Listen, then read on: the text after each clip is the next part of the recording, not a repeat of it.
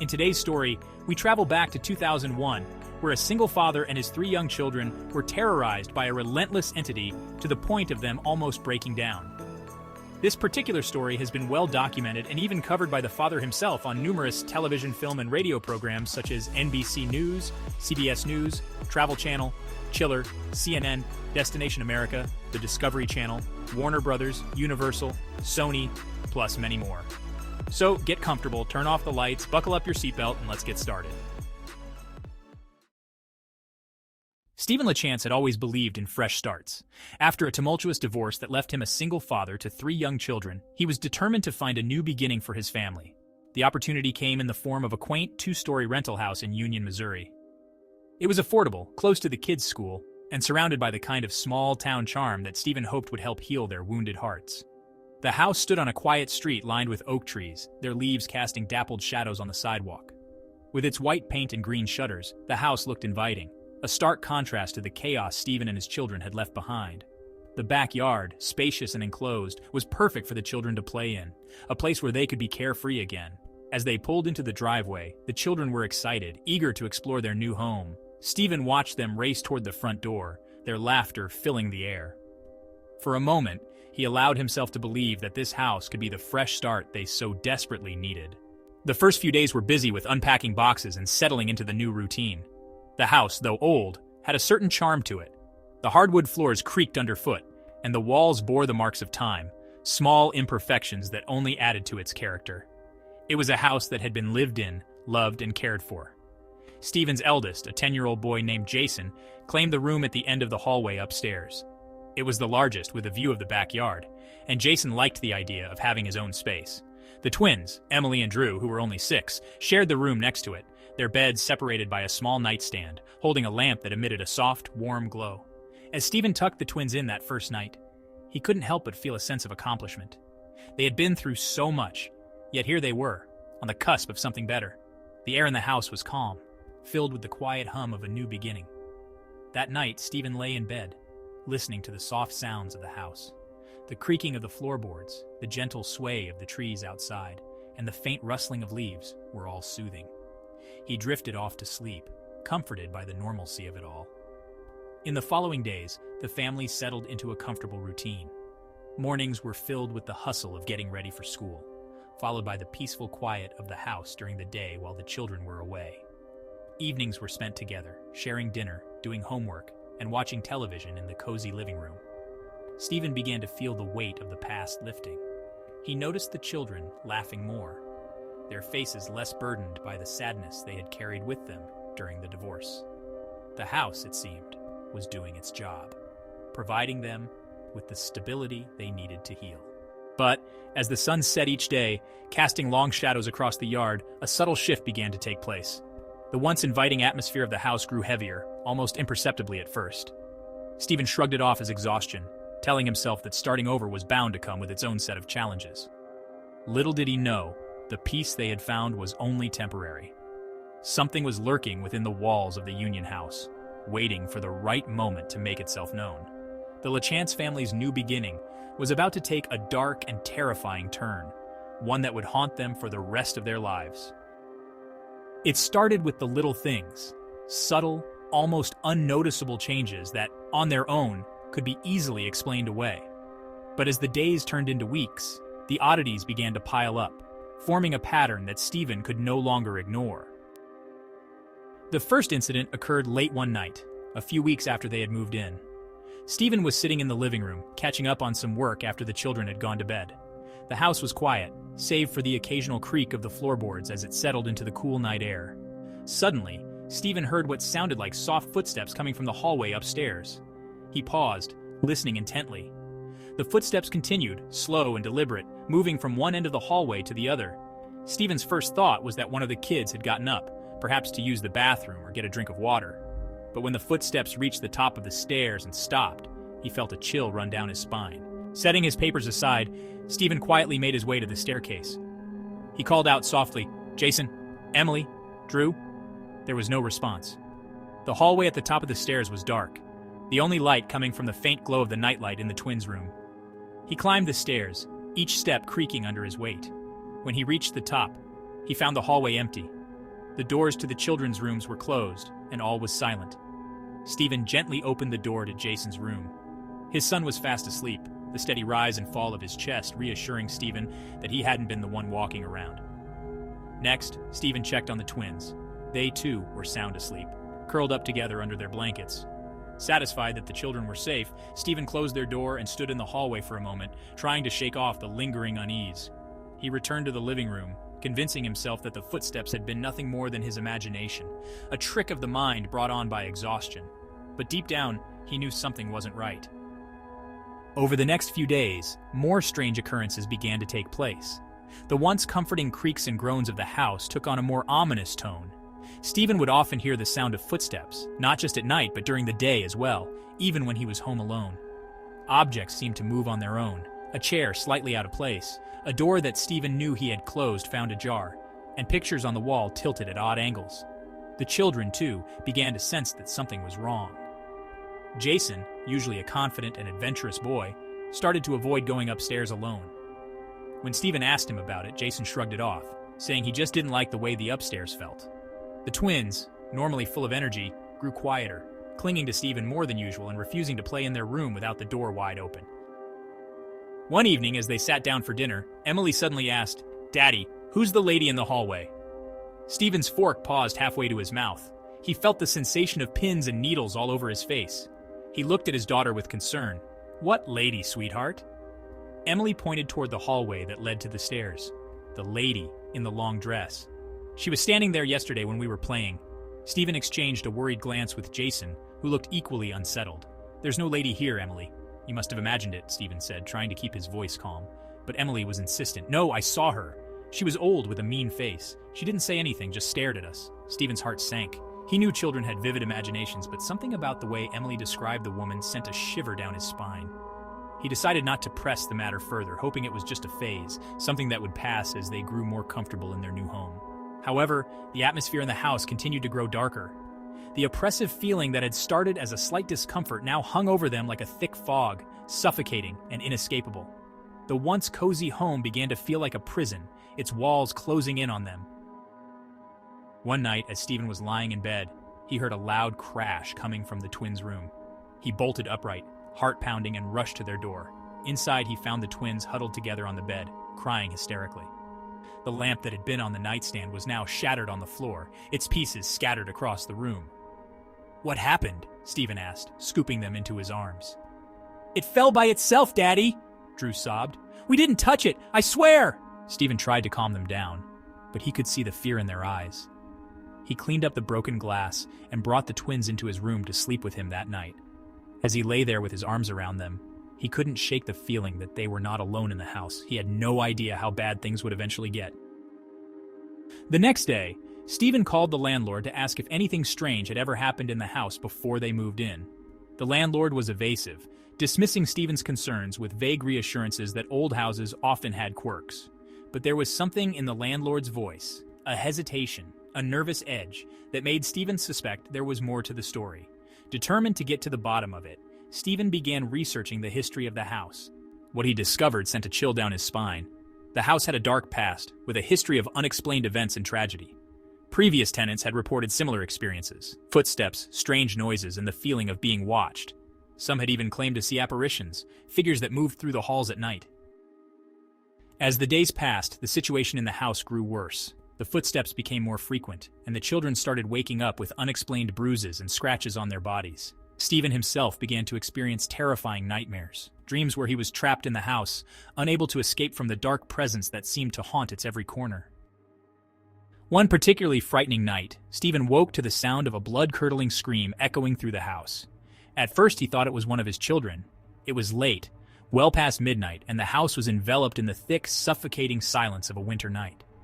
Stephen had just drifted off to sleep when the sound tore through the darkness, pulling him violently from his slumber.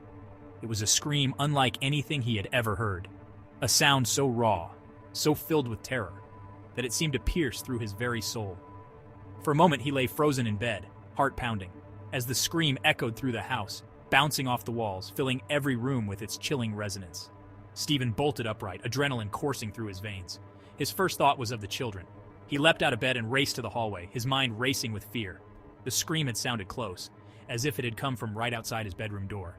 He reached Jason's room first, throwing open the door with such force that it slammed against the wall. Jason was sitting up in bed, wide-eyed and pale, clutching his blanket to his chest. "Dad, what was that?" he asked, his voice trembling. "I don't know," Stephen replied, trying to keep his own fear in check. "Stay here. I'll check on the twins." He moved quickly to the twins' room, his heart pounding in his ears.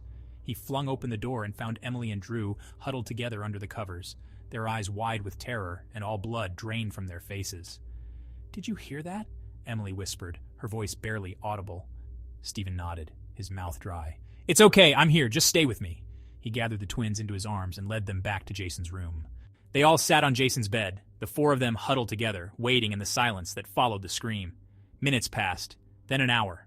The house was still, the scream now only a haunting memory that seemed to linger in the air, heavy and oppressive. Stephen waited, every muscle in his body tense, expecting the sound to come again, but it never did. Eventually, the children began to drift back to sleep, exhaustion overtaking their fear.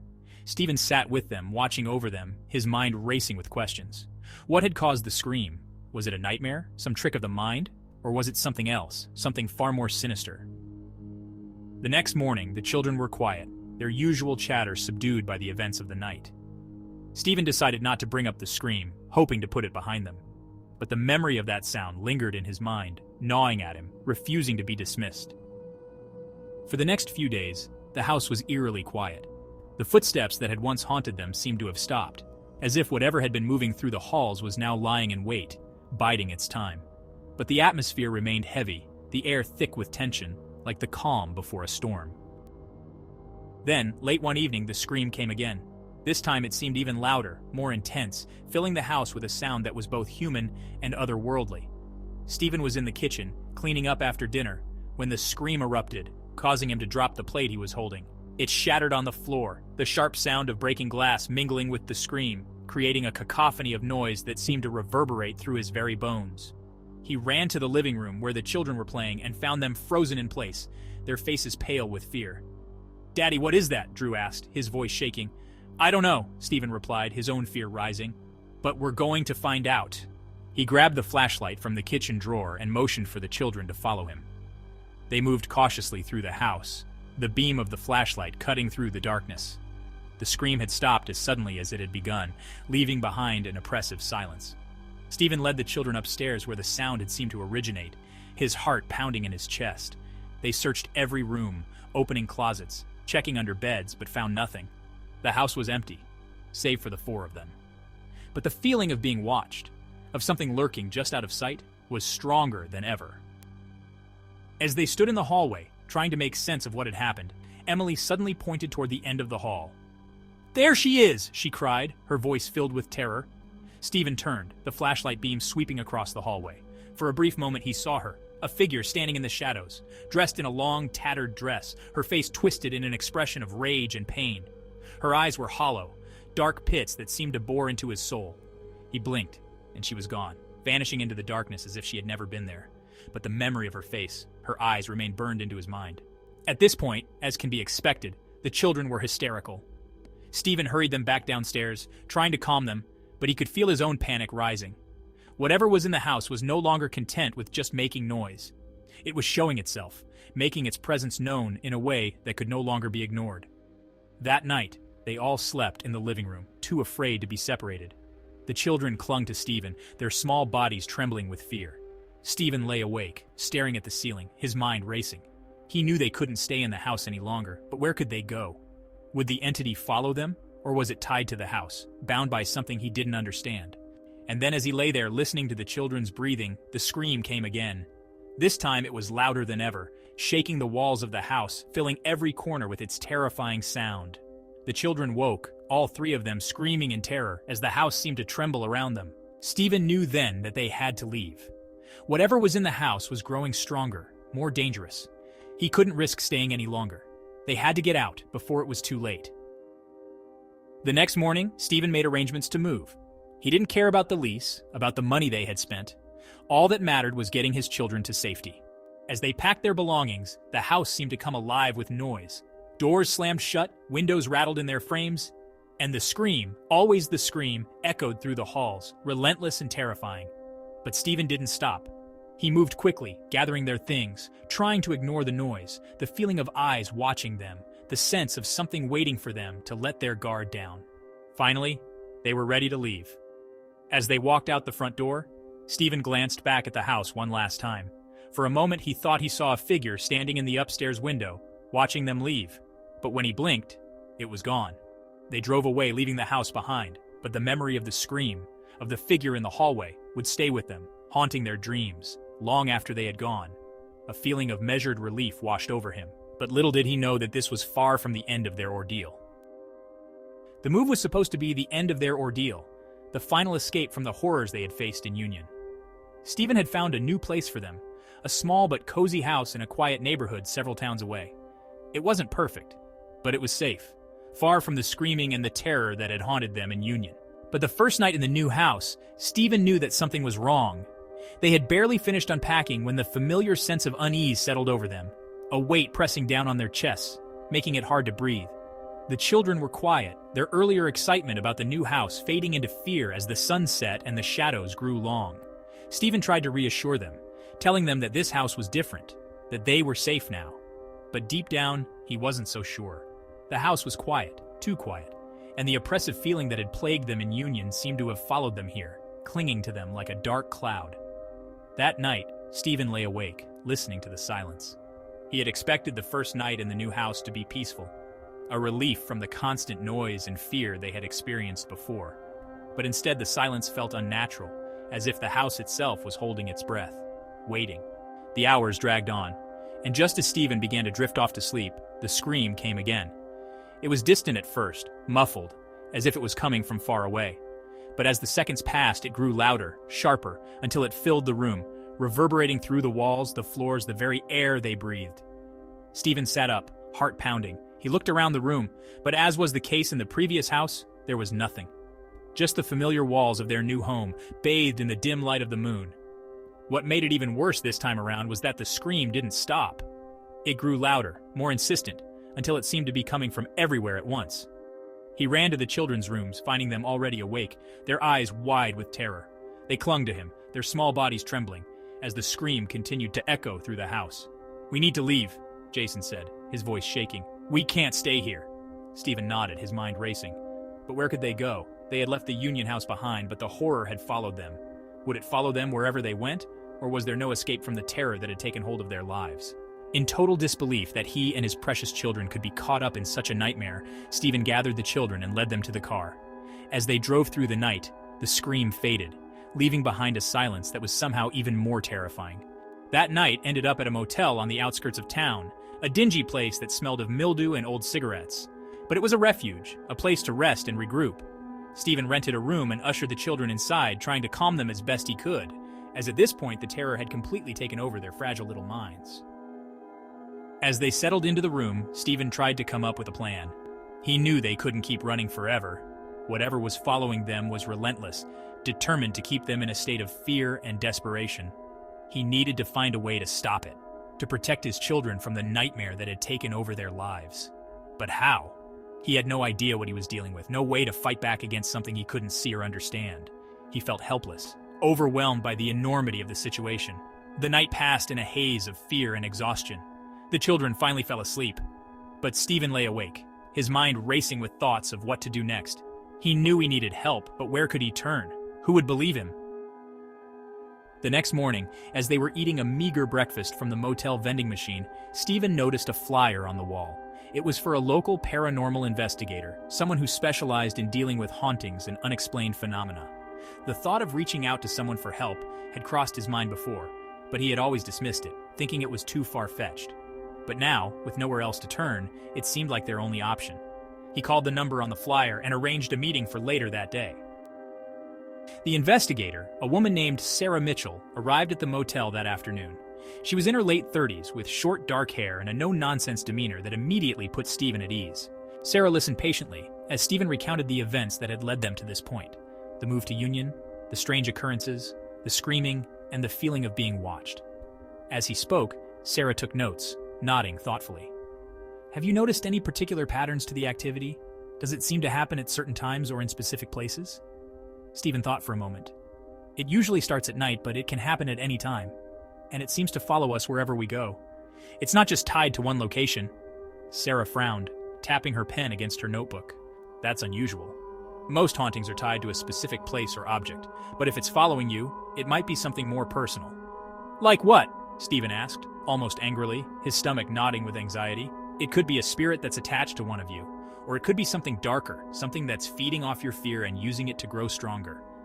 The thought sent a shiver down Stephen's spine. Is there anything we can do to stop it? "There are a few things we can try, but first I need to do some research. I'll need to know more about the history of the Union House and if there's any connection to you or your family. In the meantime, I suggest keeping a low profile. Don't engage with it. Don't acknowledge it. The more attention you give it, the stronger it becomes." Stephen nodded, feeling a mix of relief and apprehension. At least they had a plan, a possible way forward. But the thought of facing whatever was haunting them filled him with dread. That night, Sarah joined them at the motel, bringing with her a few tools she thought might help. Sage for smudging, a set of crystals for protection, and a small camera to capture any possible activity. She explained how to use each item, then set up the camera in the corner of the room, aiming it at the beds where the children slept. As they settled in for the night, Sarah stayed up with Stephen, keeping watch as the children slept. The hours passed slowly, the tension in the room thick and palpable. But for the first time in what felt like forever, the night passed without incident. There were no screams, no footsteps, no sense of being watched. In the morning, Sarah reviewed the footage from the camera. There was nothing unusual, no shadows, no strange movements. It was as if the entity had decided to leave them alone for the night. That's a good sign, though her tone was cautious. It might mean that whatever it is, it's losing its grip on you. But Stephen wasn't so sure. He knew that the quiet could be just a temporary reprieve, a lull before the storm. He couldn't shake the feeling that the entity was still with them, waiting for the right moment to strike again. They stayed in the motel for the next few days, lying low and avoiding any unnecessary attention. Sarah continued her research, digging into the history of the Union House and trying to find any possible connections to Stephen and his family. The children, though still scared, began to relax slightly, their fear easing with each passing day that went by without incident. But Stephen remained on edge, unable to shake the feeling that they were not yet out of danger. He knew they couldn't stay in the motel forever, but the thought of returning to a normal life, of going back to a house where they could be safe and happy, seemed like an impossible dream. Then, on the fifth night, the scream returned. Again it started softly, a distant wail that gradually grew louder, echoing through the walls of the motel room. Stephen sat up in bed, his heart racing, as the scream filled the room, as if the entity had found them, no matter how far they had run. The children woke, their faces once more pale with fear. Stephen grabbed the sage and began smudging the room, chanting the words Sarah had taught him, trying to ward off the entity. But the scream didn't stop. It grew louder, more insistent, until it was all Stephen could hear, drowning out his own voice, his own thoughts. Sarah grabbed the crystals and placed them around the room, forming a protective barrier. But even as she did, the lights flickered, the walls seemed to tremble, and the air grew cold, as if the entity was drawing closer, feeding off their fear. Then, just as suddenly as it had started, the scream stopped. The room fell silent, the tension in the air dissipating like a fog lifting. Stephen stood there, the sage still burning in his hand, his heart pounding in his chest. Sarah let out a shaky breath. "It's gone. For now." Stephen nodded, but he knew that this was far from over. The entity was still with them, still waiting, and he had no idea how to stop it. The days that followed were a blur of fear and exhaustion. Stephen and the children remained at the motel, but it was clear that they couldn't stay there forever. Sarah continued her research, desperately trying to find a solution, but the entity seemed to be growing stronger, more relentless. Finally, Sarah came to Stephen with a plan, a desperate, last-ditch effort to rid them of the entity once and for all. She had found a connection between the Union House and an old legend, a story of a woman who had died in the house under mysterious circumstances. Her spirit, it was said, had never found peace and had been haunting the house ever since, latching onto anyone who entered. Sarah believed that the only way to rid themselves of the entity was to confront it head-on, to return to the Union House and perform a ritual to lay the spirit to rest. Stephen was hesitant. The thought of returning to the house, of facing the entity, filled him with dread, especially considering that this ritual had to include the presence of his children also. Consciously taking them into the war with him felt evil and made his skin crawl. They looked up to him for protection, and now he had to take them directly into the path of danger, but he knew they had no other choice. If they didn't do something, the entity would continue to haunt them, to torment them, until it destroyed them. So, with a heavy heart, Stephen agreed to the plan. They packed up their things and drove back to Union, the children silent and scared out of their minds in the back seat. As they approached the house, Stephen felt a cold knot of fear tighten in his chest. The house loomed before them, dark and foreboding, its windows like empty eyes watching them approach. They entered the house, the air inside thick with the smell of dust and decay. The children clung to Stephen, their eyes wide with fear. Sarah set up the ritual, placing candles around the living room downstairs and drawing symbols on the floor. She explained the steps to Stephen, her voice calm but firm. As they began the ritual, the house seemed to come alive with noise. The walls creaked, the windows rattled, and the temperature dropped, a cold chill filling the air. The children huddled together, their fear palpable, as each one of them started to whimper. Then the scream came. It was louder than ever, shaking the very foundations of the house, filling every corner with its terrifying sound. Stephen forced himself to continue the ritual, chanting the words Sarah had given him, focusing on the task at hand. But the scream didn't stop. It grew louder, more insistent, as if the entity was fighting back, trying to break free. Suddenly, the candles flickered, then went out, plunging the room into darkness. The scream reached a crescendo, a sound so intense that it seemed to vibrate through Stephen's very bones. Then, just as suddenly as it had started, the scream stopped. The room fell silent, the tension in the air dissipating like a fog lifting. The candles flickered back to life, their flames steady and bright. The only sound that remained was the terrified crying of Emily, Drew, and Jason. "It's over." Sarah let out a breath, her face pale and drawn. Stephen nodded, but while he could feel a wave of relief wash over him, he was still not convinced. The children continued to cry, their small bodies trembling with fear, but they were safe for now. It took time for the terror to fade, for the fear that had gripped them for so long to finally release its hold. The children returned to school, their laughter slowly returning as the memories of the screaming house began to blur, to fade into the background of their young lives. Stephen, too, began to rebuild, to piece together the fragments of their shattered existence. He found a new job, a new house. This time, he made sure it had no history, no dark past that could come back to haunt them. But the experience had changed him, had left a mark on his soul that would never fully heal. He no longer trusted the quiet of the night, the stillness that once brought him peace. He would lie awake, listening for the faintest sound, the slightest indication that the darkness had found them again. The children, for their part, seemed to move on. They rarely spoke of the screaming house as if it were a bad dream they were trying to forget. But Stephen noticed the small things, the way they would startle at a sudden noise, the way they would cling to him a little tighter when the sun began to set. 6 years later, in 2007, Stephen brought out a book called The Uninvited that gave a detailed account of their terrifying experience with this frightening entity.